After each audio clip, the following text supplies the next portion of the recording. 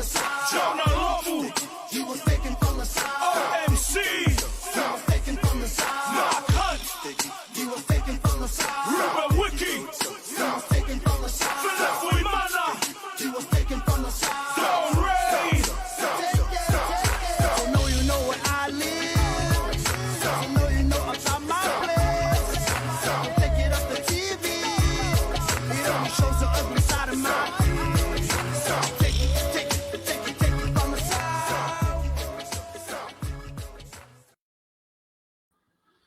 And we live. How's everyone doing? Talking to all three of you. Hey, welcome everyone. My name's Terry. I am the New Pathways. Man, still can't get it. New Pathways Development Advisor for TC. Pretty much the transition guy. I'm here to talk to ex-students, alumni, even current students about what they're experiencing.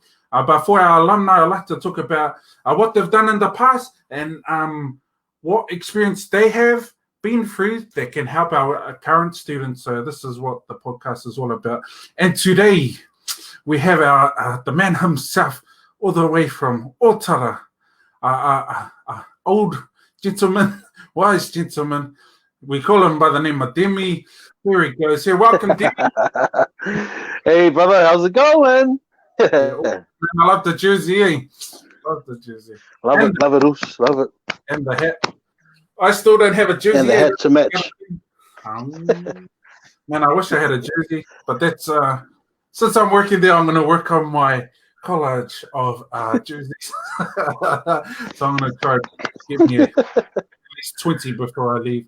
Hey, thank you for joining us today, Demi. All good. Yep.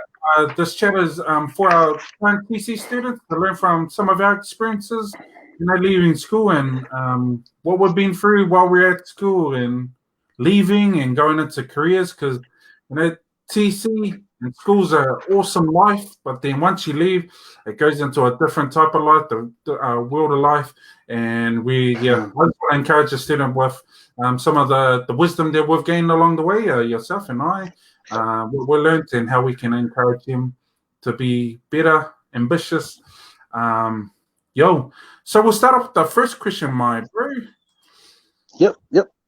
Tell us about your background, who you are, what are you doing here, why did I get you on? Tell us about yourself, young man. All right, who am I? Just ask the person to your left who I am, and if they don't know, well, that was a fail. So my name is Demetrius, born in Samoa. Yes. Raised in Central Auckland in Eden Terrace, Newton. So Kingston, Greyland, Ponsonby. That was my backyard back in the day. Moved out to the promised land here, out in Otara. And went to intermediate here called Clover Park Middle School. You'll know it now as Tangaroa College. Clover Park Middle School. Yes, great school. For the best at handball. And then I went to the most prestigious school in all of New Zealand, Tangaroa College, ladies and gentlemen, from 97 to 2002. Yep. Sir? And I have 4 beautiful kids, Jakaya Zion, Jana, Timorihu, and Demetrius, the second. And 1 very handsome grandson who's also named Demetrius. Hey! Yeah. You got a wife? Yes. Did you name your kids? I've got 1 wife. Yes, I've got 1 wife. One wife. Her name is Kiringapu Savainaya from Tainui and Ngāti Porou. Yes. So guaranteed some land. Awesome, bro. And that's So that's my quick little intro. Of who I am and the journey to the promised land out here, and here we go. Thanks, bro. Hey, now thank you for jumping on today. Morning, brothers from Hayden, Crusoe. You know the Crusoe family? Yeah, of course we do. Very.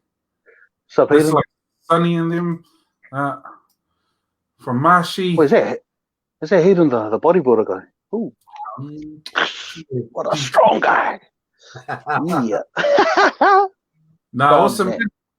Thanks for sharing that stuff, eh? Thought I would show some old pictures, and I want you to go through your experiences at TC. Tell us about Yep. these old pictures, and then we'll get into some of those other future pictures later on. So here goes the Sweet. first picture. Hit me. Tell us Hit me. what you're doing there, sir. That's real easy. I can tell you exactly what I was doing. I was posing for the camera. I wasn't doing my work, man. We were doing our work, and then I saw a camera come out, and I thought, okay, this is a great time to show everyone my smile. That watch there that belonged to my late grandfather. Yeah, it actually got stolen. I think that year we're playing league on the Dawson rugby fields, and yeah, someone pinched it. Yeah, but I got a new one to replace it. That's the only time so you that's, think for all those years. First time you put it to the paper. I don't. Right. Ooh, this one with the boys. So this one, I can't remember what year it is, but I think it was 2008 or 2007. But that's with on the far right, that's Pera, and the one in the middle, handsome guy in the middle, is Chris Teo. So Pera Panga on the right. That's Chris Teo, yeah. Silly. They were our what's that? Yeah, OC's head boy, Chris Teo. But don't worry about OC, talking about TC. And those two gentlemen were the student support at TC at that time. So they were after Chanel and Vera. Wow. And me, what I was doing there was I was part of the entertainment there for the year 13 leavers dinner. So there was a school board and there was a leavers dinner. And we're just part of that evening celebrating our year 13s. And we were at the door, making sure that everything was all good. This photo. Cool. This 2004. So 2 years after I left school, there was a foundation course at TC that was together with Auckland Uni called the SITS course, the Certificate in Tertiary Studies. And the two brothers next to me is Kimball. Shout out to the brothers Kimball and Daryl, Kimball Tua'a and Daryl Collins. We just did a little presentation. We like to change things up a bit, so we did our presentation through songs and videos and stuff. Yeah. Oh, this one here. This is where this jersey represents. This 2002 at Eden Park when TC beat Southern Cross in the 1B First 15 final, and that was the year TC got promoted to 1A. So pretty much that was the year TC got put on the map for rugby. Awesome day. Unfortunately, I couldn't play that game. Long story, but hey, I was there to enjoy the moment with the brothers. Celebrating. It was a tough year, but we got there in the end. We had one goal and we stuck to it. And the end result was a championship. I'll never forget that. Some of the legends in here. Va'a, got Dominic. Solly. It was like the fastest thing on two legs, man. Dominic. James Turakaki. My bro, the captain, Fabian Arteta. We got Kiria in there. Sam Va'a. Oki, Logger, Pups. Ooh, the man himself, Logan Arthur, the tank. Man. Logan Arthur, that guy, he had the biggest shoulders in the world. Yeah, in the world, bro. Yeah. And Richie Masters, bro. That guy, he's amazing, bro. What he does on the field, amazing. He tried to teach me how to sidestep one time. Nearly rolled my ankle. So I thought, you know what? Forwards don't step, we run straight up the guts. And we also had Seal, that legend. Seal, Seal, the man who knew the South African national anthem and would sing it at every training. This is our team photo after we won, and that's not all the boys. A few of the boys were away, but man, that was, I would say, not only the heaviest forward pack, but also the hardest hitting forward pack in the comp. And straight up, man, we would have put up a good fight in 1A back in that time. True. Yeah, great. We had awesome. We had awesome coaching stuff too. But this is 2002, beginning of the year, Polyfest. I was very lucky to be the Forkami, the leader of the group. That the guy that stands in the middle and does all that stuff while everyone's singing. And yes, I was very fortunate to do that twice, 2001 and 2002. There's a comp for the Forkami itself. I got second place. I came second place to my cousin from De La Salle. That's okay. He's the man. But awesome times. Oh, so this photo. Also, I just want to share that the night before, you normally have your sleepovers. So all the boys, sleep over somewhere. And girls. One of the boys, he will remain anonymous today. He goes, I've got a garage. I've got a double garage we can sleep at for the Polyfest and all that to get all our leave stuff prepared. He goes, oh, awesome. So we were thinking double garage, carpeted, got mattresses and stuff. We get there, concrete. Straight concrete. And all we had were these thin sheets for the beds we put on the concrete, did nothing. But that night it was a long night, man. We slept on the concrete. What else did we do? We slept on the bench press because he had a bench press. Like whatever we could find to sleep on, we found it. Yeah. And we ended up sleeping at one of the other bros' places that night. They had couches and stuff. So that was a very long night and a very memorable moment at Polyfest 2002. And we had the biggest crowd that turned out. Sweet. Just didn't win anything. Yeah, we did. We actually did. Like, so I got second for Forkami. We got second as well for a few of the. I think overall we got second for co-ed schools. Oh yeah. Because that's when they introduced co-ed. The boys only, girls only categories and stuff. So we got second or third. Yeah. But I know we went up quite a lot of times during the prize giving. So we did win quite a few things, and TC was also known in the Samoan stage as well. Then after that, but we didn't get as many titles as the Niuean and Cook Island stage. So everyone wanted to be Niuean back in those days. Even those days for a long time. But I was going to be in the Niuean group, but I couldn't balance it out. So I'll just stick to being in Samoan group. But yeah, we had the best Niuean group. Bro, now also, man. My daughter was in the Niuean group this year. My sister was in the Niuean group. So we got all the Samoans in the Niuean group. Everyone wants to be Niuean. Now, awesome, bro. Do ya? Hey, first question up. What did you want to do when leaving school?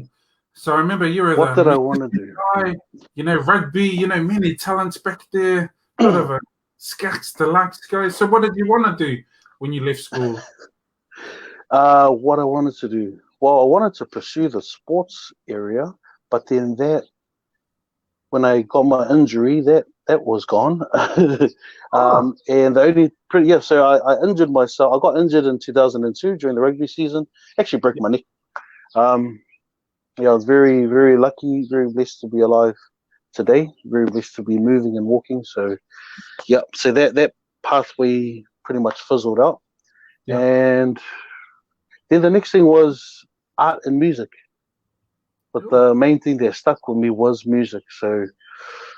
So I had a year to do that, the tertiary study stuff with Auckland Uni and TC. And then at the end of that 2003 year, I knew that I wanted to be a teacher, but I wasn't sure what the platform was. So I was still on that journey. So the dream and the goal to be a teacher of some sort was still there. I knew what area it was going to be in, but just wasn't sure what the platform was. So I went and studied at Mains, 2004. Got my papers here with contemporary music performance and composition, something like that. Got those papers done. Yeah, level 100. And then from there, I got an offer at TC to be the drum itinerant tutor because my teachers there at that time, Mr. Malasilia and Ms. Hemi, were still supporting me and any opportunities that came up. They were there to fully support. So they said, okay, you want to try this? Because I thought all the stuff that I'm learning, I'm not too sure if I am learning it or if it's any use.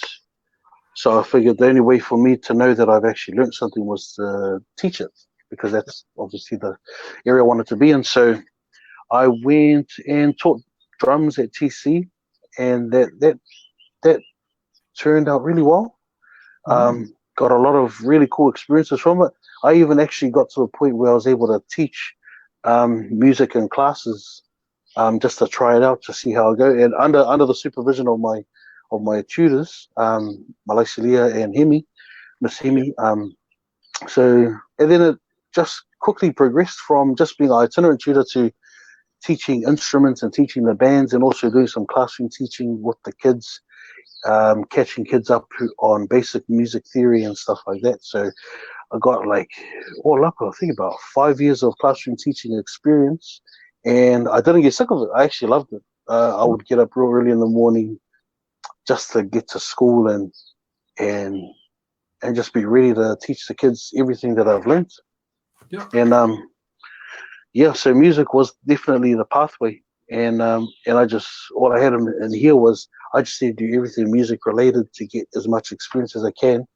And then seeing the kids learning in class, it was more of trying to find the balance between teaching them what the curriculum has and also giving them a little bit of what the real world looks like in the music scene. Yeah. So I was very fortunate to have a lot of kids who were interested in that. Obviously kids that played in the church bands and kids that just jammed, and was able to help guide them through those the experiences that I went through and what I learned in music school. So you were at TC for 5 years. Yeah. And most of those years were, a few of those years were at a voluntary capacity, and then a bit of paid work, and then I got some good full-time paid work as well. And and then I left from TC 2009. As a music teacher, and moved on from there, but still maintained the goal of what I wanted to be in the music scene. So throughout that whole process, I was gigging and stuff through music school. So the tutors at music school would see what I could do on the drum kit, and then they would refer some gigs to me. So I took it with both hands and just kept on being a student and wanting to learn from all these amazing musicians. And I've been very blessed to be sitting next to, playing on stage with, and in the back of many green rooms with, I'll say very confidently, the best musicians in not only the country but in the world, and just learning from them. It's not so much trying to take pictures of everyone that I've come encounter with, but more so the building the friendships and building those relationships with them and learning from them. Because for me, it was learning from them so I can pass on to the next lot. Because it can't stop. The music can't stop, man. The world is so much of a better place with some good music in it. So, hey, we'll touch on some of that stuff a bit soon. But it's important. At school you wanted to do the sports stuff, and then an injury kind of put you out, and then you had to come up with another plan. I knew you were going to do music. I think a lot of us knew you were going to do music because you're just gifted. But especially when you have a clear pathway for your students, is that something might happen and might end your whole career. You look at sports stars, some of sporting guys from TC that should have made it all the way, but then their knee gave out or things happened to their body. They probably couldn't even go anymore. So it's important to have a second plan or a second interest. Because don't find the first one, because not always will it will always happen. And I'm glad that you had another option as well. I know sports. You still love sports. You're still around sports today, which is cool. The passion is still there, but it changes from what you thought it was going to happen with yourself to changing or using those experiences in a different platform or a different area. No, that's awesome, bro. Get onto these. We'll have a look at some comments from some of our people listening in today. Orena from Simon Hemara. Oh, that's back in my days. You're, she's younger than me. Simon, Kia ora, Simon. good to have you. The train tracks for life. Train tracks for life, Moose. You know it, man. Remember, these train tracks put the school on the map. Oh, what's it? What's the train track? Choo choo. So the whole thing with train tracks was so I've got the scar at the back of my neck, and because you got the scar in the middle, and then you've got these little dots. That's where the stitches were put in. Yeah. And then when they took them out, one of the awesome brothers would come and rub me on the back and goes, "Hey, train tracks." And every time they see me at school, choo choo choo choo.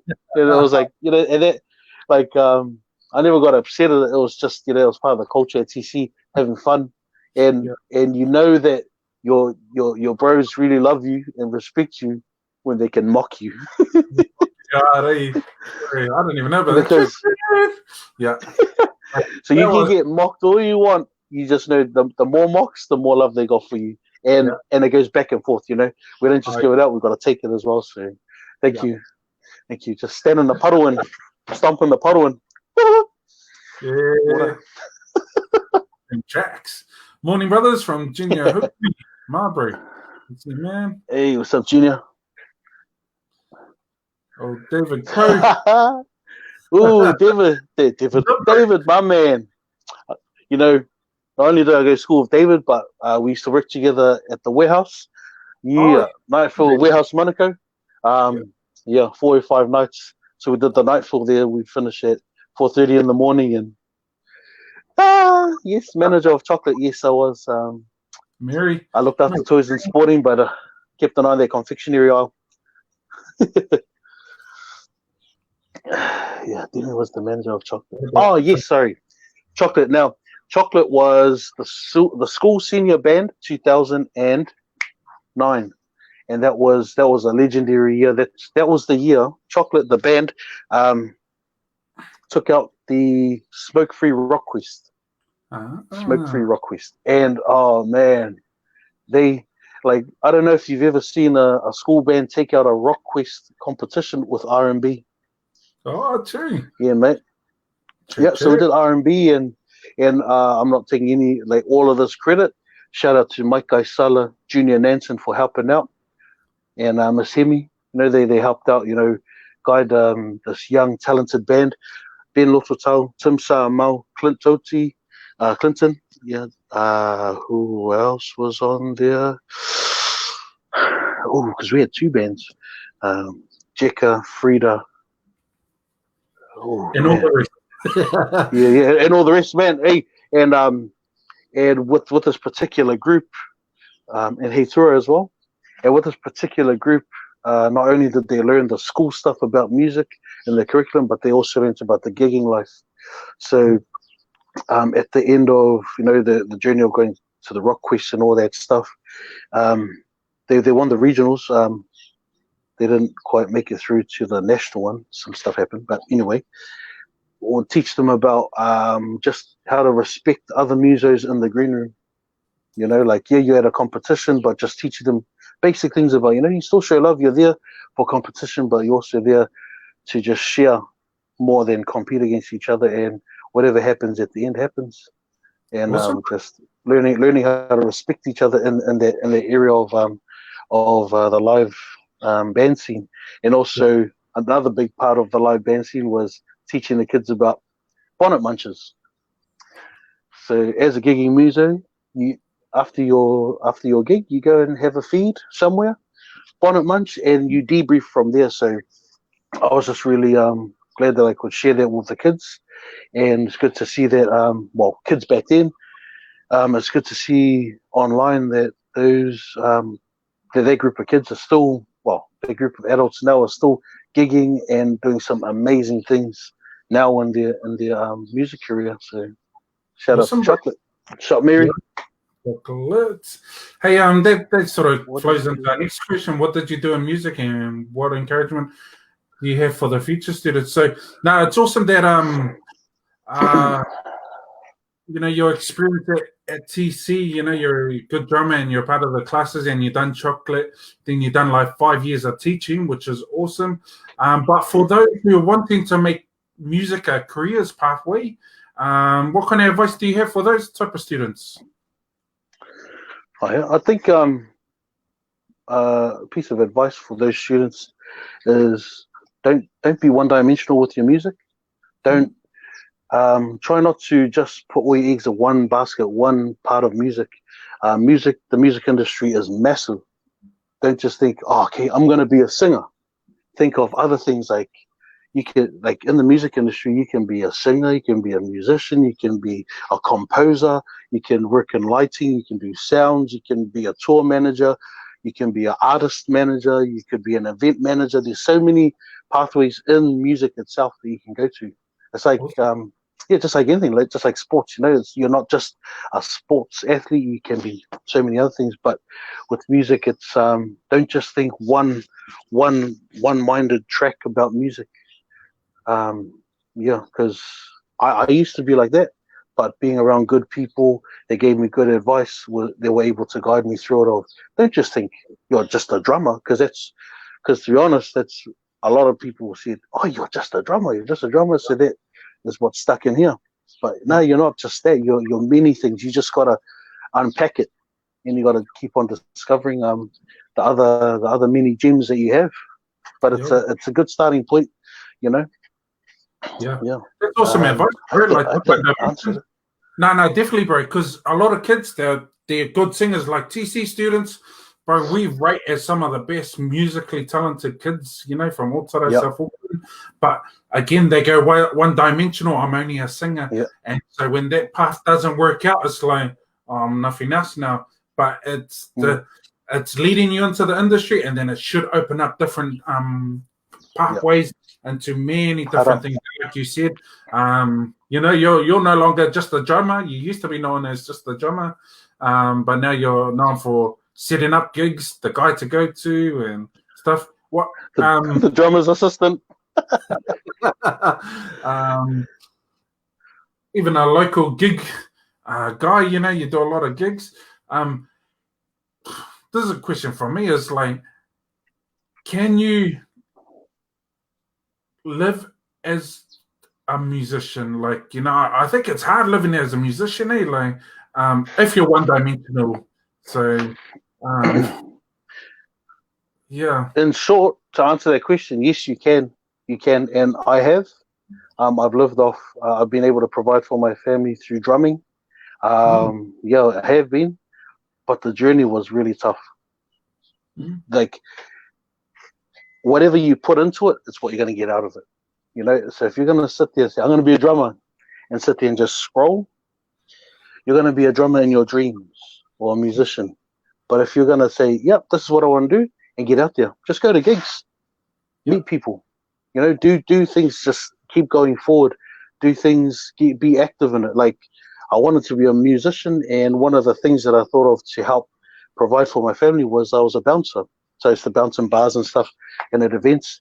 And that really, that helped with the music side of things, because I was able to get to know the bar managers, even event managers and stuff, and get talking with them and saying, hey, I'm actually part of a band, or I'm a drummer and I like to try this out. And because they can trust you at a level, when I was at security, at least they knew my word was for real, and this, that I wasn't a random guy saying, hey, I'll sell you this and then be gone. Like, I always hounded them, and through that, it was able to open other opportunities up. So you can live off music. It's not impossible, but it is pretty tough. But you just gotta really ask yourself, if this is what I want to do, how far am I willing to go for it? How much work am I really willing to put into it? Even though people say, music is a dead-end job, if that was true, why do we have radio stations? And why do people pay top dollar just to stand in front of a stage with all their favorite, musicians and stuff? So it is possible, it's possible. You just got to be willing to put in the work for it. work hard and diversify your assets. See, like the many Yep. offerings that you came Ooh. with. Diversify, you like that? The assets. Diversify. Oh, hey, ting. Yeah, many assets that you do have, the many more incomes you can bring in. Like if you're just a Yes. drummer, you can only bring in the drummer's pay packet. But if you're a backup Yep. singer, that could open up another channel. If you're Yeah. you organize the gigs, that's another one. Oh, all Yep. these different. So it's diversifying that so that you can come up with a regular income. Because I know, like sometimes you can earn like mountain high money and then valley low type of money. Yeah, like Yeah. how much like a gigs like the lowest you could probably make and maybe some of the highest that maybe you have or like you could make. Yep. Well, so with gigs, I've started out. Well, obviously, when you start out, you just take them as they come. So I've done a lot of free gigs, for the bros, even people I didn't know, and it was all about the word exposure. You're gonna hear that word if you want to be a musician. Oh yeah, I've got this gig. It'll be good exposure for you. You will know for yourself at the level that you get to when you stop taking the exposure gigs. So I've done a lot of those gigs for exposure, and it's worked out well, and it's led to getting paid. I've been paid in plastic bags of corned beef, plates of food, all sorts of stuff. And I've also been paid, just things like say $100 gigs, $150, which is okay starting point. Like once you start getting that regular coming in, you start to feel a bit confident. Like, oh, we're getting that, and it can go as far as thousands for a gig. So you can go from as small as $50 a gig or plates of food for a gig to a lot of money. Yeah, But it all thousands. goes back again to how much work you're willing to put into it, because people will not invest in like hopes and dreams like, oh, he plays drums, and then put you in front of the biggest stage in the world, and then sorry. Yeah. Yeah. And relationships, big deal of that too, eh? Having good yeah, definitely. you your relationships are well. Hey, these pictures, tell us about these, bro. So that one is on the Good Morning Show with a band I used to play for called Energy Rising, NRG Rising, yes. So I've been on the Good Morning Show quite a few times. I think when you go to the Good Morning Show and the production crew know your name and they know your setup and all that stuff, I think you're off to a good start there. So Awesome. Oh, that one is in Albuquerque, New Mexico, in the States. With Energy Rising, went on tour with them and man, had a fantastic time over there, just learning a different culture because we were around a lot of the Native Americans, and that was their national TV crew, the Native American crew, and they interviewed me. They wanted to interview me, so I was like, oh, okay. So I got to I got to tell a story about my experience there, and I heard something from Tofinga on the radio years before that, from his character Uncle Sam, and just about taking things on board and stuff like that, and that's on there. It was a pretty crack up story, and everyone was dead silent and serious, and I was like, yeah. So that was that, and just before that, we sat in that tent for about 3 hours just signing autographs.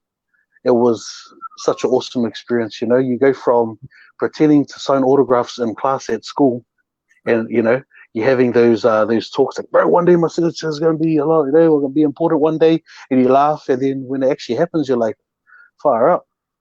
Yo. This stuff is possible. You can dream it up, but you got to work towards it.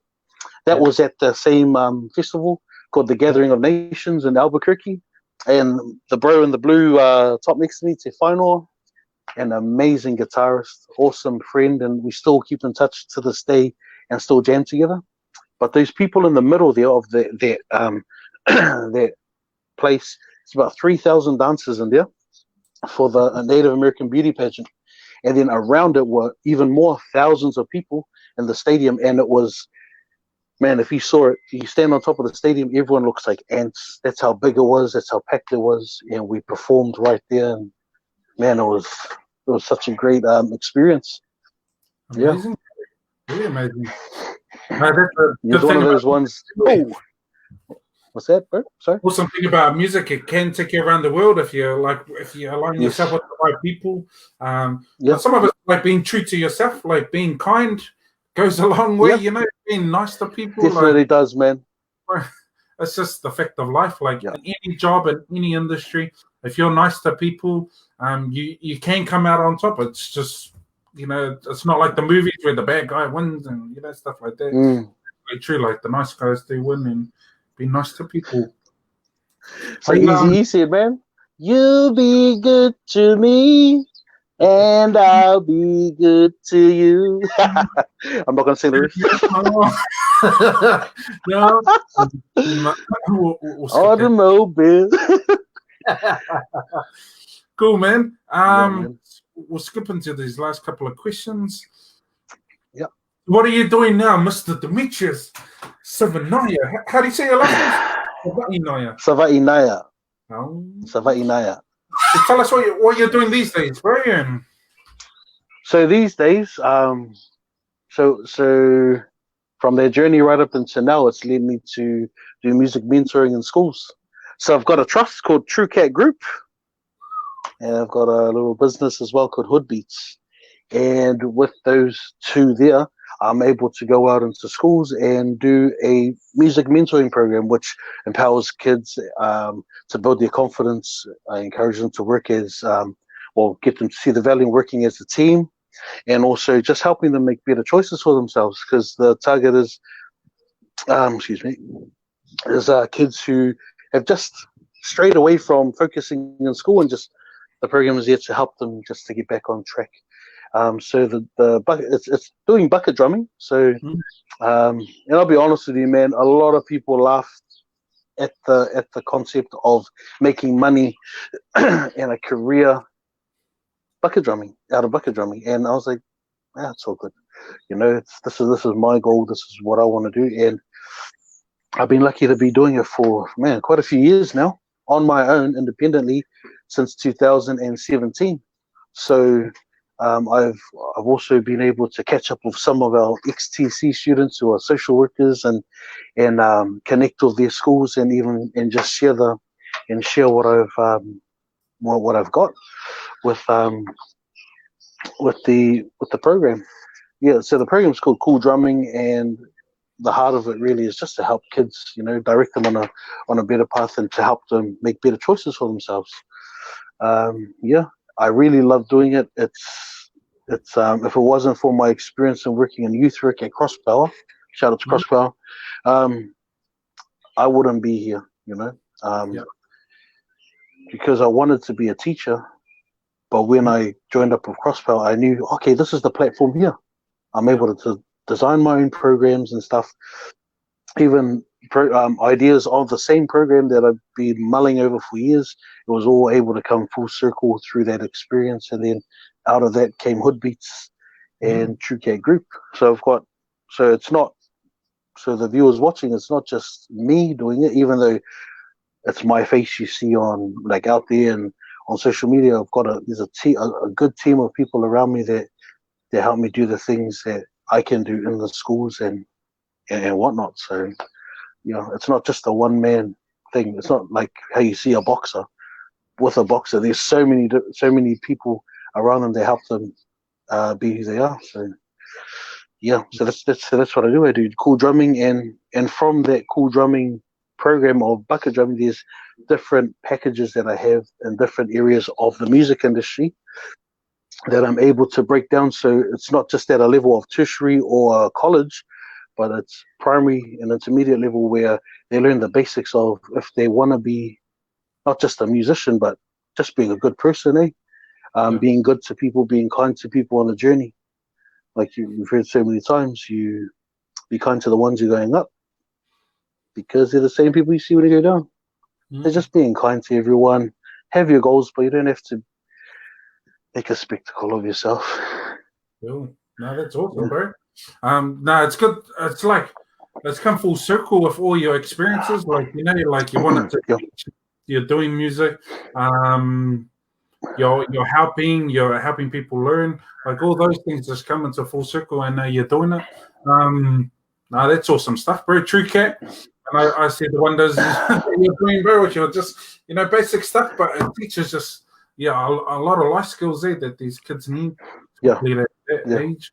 No, that's awesome. Yeah. And you're doing a bit of coaching. And just because it's what's that? So my bro?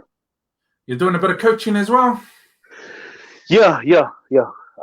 So I've been part of the East Tamaki Rugby Club, a local rugby club, and it's funny how I got into that coaching because my youngest boy, he started playing under sevens and went there. Then the following year we went to muster day and there wasn't a team for him, but it was dead set on playing rugby. I said, we'll just go to another club, son. He goes, no, playing for ET because this is my hood, this is my home, I want to rep. I was like, and those were his words. This 8-year-old, and goes, yeah, we're playing for ET. And I said, son, but there's no coach. He goes, you're coaching there, not this. And prior to that, I haven't been part of rugby since 2002. So that mindset of rugby, of what rugby looked like back then, I had to forget about that and catch up to what rugby looked like then. And not only that, breaking it down to a level for 8-year-olds. Yeah. So I was really nervous about it, but then just kept thinking about it and praying about it. And I was like, the strongest skill that I had on me at that time was my ability to engage with kids through the bucket drumming. So even though the bucket drumming is a music program, it's the skill of being able to engage with kids at a level that they understand. So I use that in my coaching, and it's been a very fun journey since then, and I love it. And from being a parent that takes their kids to trading into the games, turned out to be a coach, and now I'm the junior delegate over at East Tamaki Rugby, and it's a lot of fun. And I just get to be at a point where I'm able to make sure that not only kids but parents are able to enjoy the game, be competitive but enjoy the game. And it's about that experience that you give the kids.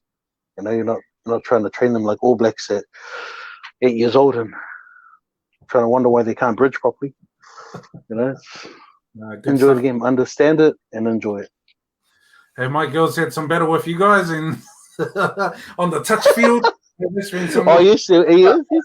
We've had some awesome battles, and I just want to tell everyone there that Terry's daughter has sidestepped my whole team. So I made them do burpees for 2 hours. Just like once or twice. Yeah. Your daughter's an awesome athlete, also, and we'll be willing to welcome her into East Tamaki colours in the near future. Yeah. TC colours. Now, awesome, bro. Last question, because I know it's going on. Just quick, what are you life hacks? Life hacks. What are you? So, what are life hacks for students going into the real world? Like maybe 1 or 2 life hacks that you think would help these students move into the world of life. A life hack. I would say one would be, don't take yourself too seriously. You're going into the real world. Don't go into the real world thinking, I'm going to get it done. I'm going to achieve everything, because what happens if you don't? Is it doom and gloom? Just enjoy the process. Do your best, try hard, but just enjoy it, And if you don't pass whatever paper it is that you're expected to pass, here's the news. You can go again the following year. You can do it again. You can keep going. It's not, it's not the end of the road, or it's not the end of the world if you don't pass. But going into the real world, don't take yourself too seriously. Enjoy the process. Work hard. That's one. And the other one would be, just be kind to everybody. Just be a nice person, because there will be times where you feel like you've got it. You're all that and a bag of chips. But then there'll be times where you're like, I really need help from people. And then if you weren't a very nice person to them, why would they want to help you, So be kind to everyone, even when they're not nice to you. You just smile and wave, you just keep going. Because whatever your goal is, you stay focused on it, you go for it. Everyone's got their goal, everyone's got their lane. Stay in yours, go for it. Awesome, bro. Yeah. Definitely being positive, staying positive, because you're going to fail. all you kids, you're gonna fail at Yep. something. Don't worry, man. Like I Yep. failed some stuff. Like, man, I was working on Same here, bro. degree thing, spent a few grand on it, and I didn't even complete it. And I was about Galilee. It wasn't a good course to start off with anyway. Failed that one, but then just this year I got my degree. So don't worry about it. Like it happened for a reason. But still work hard. Like if you didn't work hard and didn't get it, that's your fault. But work hard. If it doesn't work out, God's got a bigger plan for you. God's got a different plan That's for it. you. So just don't That's worry it, bro. about it. But and life, bro, since beginning of time, be kind to one another, because those people remember you in the future, and they remember the goodness or the way that you make them feel. So always be kind. Thank you for being on today. Definitely. It's good Hey, to, thank you for having me. bro. Appreciate it, man. Yeah, your You're the experience. man. Yeah, thank you for sharing that stuff, because it's a lot of musician kids I want to talk to, and this is a good video to show them, bro. Like this is what this cat's been through, the true cat. This is what he's been through, and you could learn from him. You could even have a chat with him if you like to too. So yeah, thank you for being on today, bro. Yeah, I'm available to chat, bro. Even come into class or something. Like if kids need a chat about whatever, hey, just let me know. Yeah. All TC good. for love. Thank you, bro. Out. Once That's TC, always TC. Always TC. For Always, life. bro. For life. All right, bro.